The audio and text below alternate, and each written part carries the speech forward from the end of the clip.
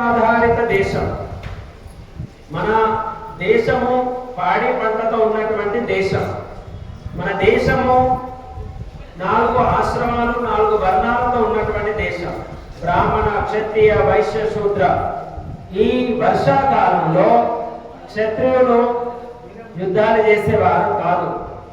వైశ్యులు విదేశ గమనమాది ఏదైతే యాత్రలు చేయడానికి వెళ్ళడం, అక్కడ నుంచి వస్తువులు తీసుకురం చేయడం ఏదైతే ఉందో అది చేసేవారు కాదు. ఎందుకంటే వర్షాకాలంలో ప్రయాణం చేయడం అంత శ్రేయస్కరం కాదు, సౌకర్యంగా ఉండదు. వారు ఉండేవారు.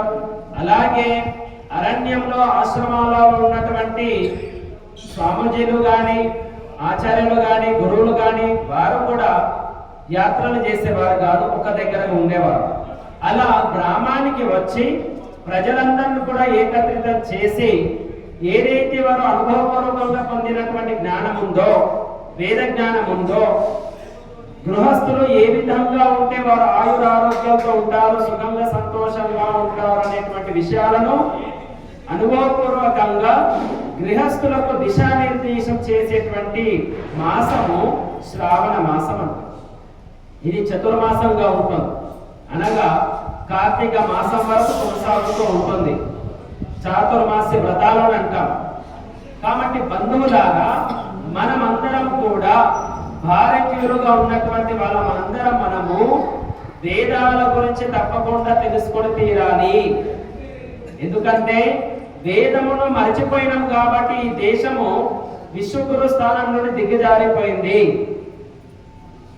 మహర్షి దయానంద సరస్వతి గారు ఉద్భవించి ఈ దేశంలో ఉన్నటువంటి ప్రజలందరూ కూడా విడిపోయి ఉన్నారు, మూర్ఖత్వంతో ఉన్నారు, మూఢాచారాలతో అంధవిశ్వాసాలతో ఉంటూ విడిపోయి ఉన్నటువంటి జాతిని ఐక్యం చేయాలి అంటే వీరి ధర్మము, వీరి జాతి, వీరి కులము, వీరి యొక్క మతము, వీరి యొక్క మార్గదర్శనం చేయాల్సిన అవసరం ఉంది అని మహర్షి దయానంద సరస్వతి గారు తెలుసుకొని వేదాలలో అందరూ సమానమే, అందరూ కలిసిమెలిసి ఉండండి, సంఘటనతో ఉండండి, ధర్మ కార్యాలు చేయండి, అందరికీ వేదం చదివే అవకాశం ఉంది.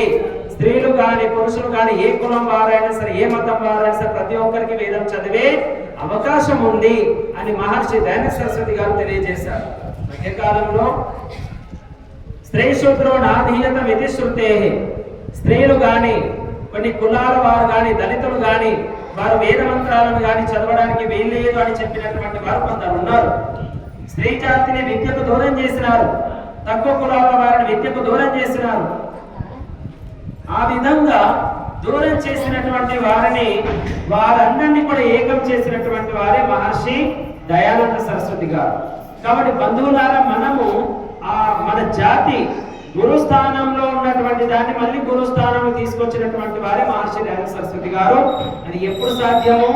మనమందరము వేదాల గురించి తెలుసుకున్నప్పుడు, వేదంలో ఉన్నటువంటి సత్య విద్యలను మనం నేర్చుకొని మనం గృహస్థులుగా ఉంటూ మనం మన ఆచార పరపర వేదానుకూలంగా చేసినప్పుడే, గృహస్థులందరూ కూడా వేదానుయాయులుగా అయినప్పుడే మళ్ళీ ఈ దేశం విశ్వగురు స్థానంలో నిలబడుతుంది.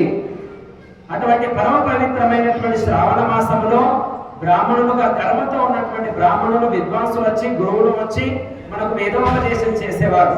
అందుకే ఆ పరంపరను ఆర్య సమాజము ఈ శ్రావణ వేద సప్తాహ అనేటువంటి పేరుతోని ఇటువంటి కార్యక్రమాలు నిర్వహించేది.